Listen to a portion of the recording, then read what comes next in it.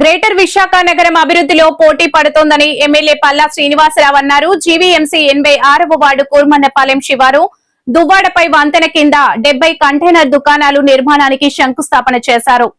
GVMC 86వ ward Kurmannapalem శివారు దువ్వాడపై వంతెన కింద 70 కంటైనర్ దుకాణాల నిర్మాణానికి శంకుస్థాపన చేశారు. ఈ సందర్భంగా జరిగిన సమావేశంలో ఆయన మాట్లాడుతూ 4 కోట్లతో కంటైనర్ షాపింగ్ మాల్ నిర్మిస్తున్నట్లు తెలిపారు.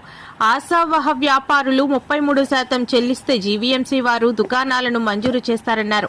నగర వ్యాప్తంగా 3 చోట్ల ఏర్పాటుకు అధికారులు ప్రతిపాదించగా ఇందులో దువ్వాడ ఒకటని చెప్పారు. కూటమి ప్రభుత్వం వచ్చాక చేపట్టిన అభివృద్ధి సంక్షేమ కార్యక్రమాలను ప్రజల్లోకి తీసుకువెళ్లడంతో కార్యకర్తలు చురుకైన పాత్ర పోషించాలని సూచించారు. కార్యక్రమంలో మాజీ కార్పొరేటర్ లేళ్ల కోటేశ్వరరావు, వార్డు అధ్యక్షుడు నల్లూరు సూర్యనారాయణ, పలువురు కూటమి నాయకులు, జీవీఎంసీ అధికారులు పాల్గొన్నారు. ఇక్కడ నిర్మాణం చేయడానికి శంకుస్థాపన చేసుకున్నామండి. మరి దానికి విచ్చేసినటువంటి ఒకటి తెలుసుకోవాలి.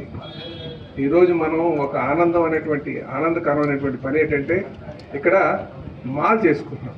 సో ఎప్పుడు కూడా ముందు ఆనందం పొందండి, ముందు ఆనందం పొందాలి, తర్వాత ఇబ్బందులు అంటే లేవు. జీవితమే దుఃఖాలయం, జీవితం అంటేనే దుఃఖాలు. ఇప్పుడు కూడా సంతోషాన్ని ఎత్తుక్కోవాలి, గుర్తించుకోండి. సమస్యలు ఒకటి ఇస్తే ఇంకో సమస్య కావాలంటారు, ఇంకోటి ఇస్తే ఇంకోటి కావాలంటారు. సో ఎప్పుడు కూడా మనం ఉన్నదాన్ని ఫస్ట్ ఆనందించాలి.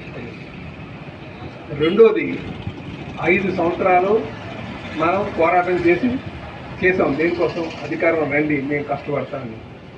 అధికారం వచ్చిన తర్వాత ఎవరు కష్టపడాలి?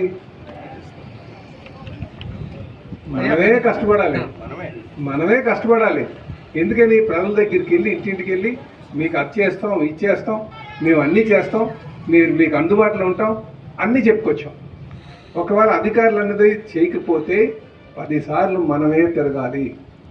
జీవితంలో ఎన్నో చేయాలనుకుంటే అన్నీ చేయక్కర్లే, అనుకున్న పని మాత్రం చేయాలనుకో. ఒకటైనా మనం చేయాలి. నేను నా కష్టంతో అయ్యిందని కానీ గమనించేవాళ్ళం ఉంటాం ఖచ్చితంగా. కనుక ఈరోజు నాకు పని ఒత్తిడి ఎక్కువ అవుతుంది. పని ఒత్తిడి అంటే ఏంటంటే నేను మెయిన్ ఆఫీస్లో కూర్చోడమే, అక్కడికి వెళ్ళాలి. పని ఒత్తిడి అంటే నా ఉద్దేశం అదర్ పనులు, నాకు పార్టీ స్టేట్ వైడ్ ఇష్యూస్ మీద మనం చూస్తున్నాం. సో ఇక్కడ నేను చూడలేకపోతున్నాను. దయచేసి అందుకే మా మిత్రులందరికీ కూడా మీరు అందరూ కష్టపడారు. ఈరోజు నేను ఇక్కడ ఈ పొజిషన్లో ఉన్నానంటే మీ వల్లే ఉన్నాను. 100% ఎక్కడికి వెళ్ళినా సరే మీ వల్లే ఉన్నాను.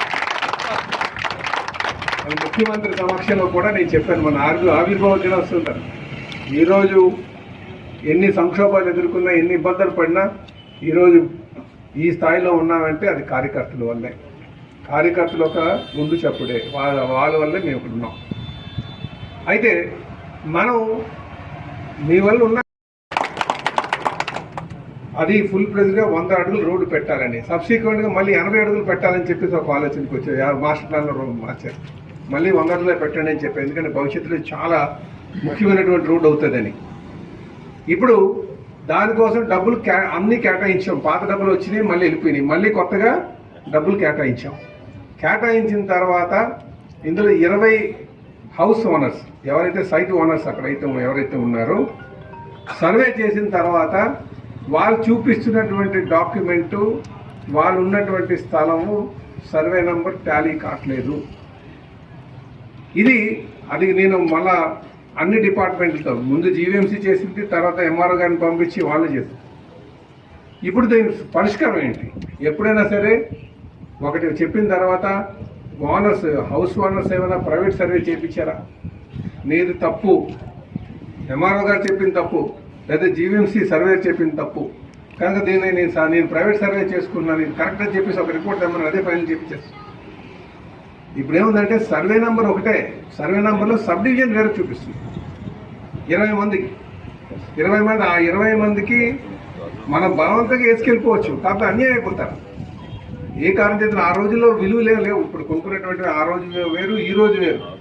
ఈరోజు భూమికి బాగా విలువ వచ్చింది కనుక, అలాగే కట్టుదిట్టంగా చూస్తున్నారు కనుక, మనకు ఇప్పుడు టెక్నాలజీ బాగా పెరిగింది కనుక క్లియర్గా ఆ సర్వే నెంబర్లు ఇవి కూడా చెక్ చేయగలుగుతున్నాం. కనుక నేను మిత్రులందరికీ తెలియజేసింది, కుటుంబ సభ్యులందరికీ ఈ రోడ్డుకు సంబంధించి ఆ 20 మంది ఎవరైతే ల్యాండ్ ఓనర్స్ ఉన్నారో వాళ్ళ దగ్గరికి వెళ్ళి ఆ డాక్యుమెంట్లు అయినా సరే ఆ సబ్ డివిజన్ కరెక్ట్ చేసుకొని రావాలి.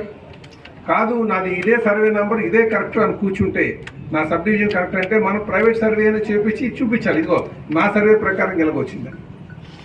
అదే ఆలస్యం ఇక్కడ అంతా. డబ్బులు ఉన్నాయి అయితే లాస్ట్కి ఏం చెప్పారంటే ముందు మీరు పార్ట్లీ చేసుకెళ్ళిపోండి, ఎక్కడ ఇబ్బంది ఉందో అక్కడ వదిలేసి చేసుకెళ్ళిపోమండి.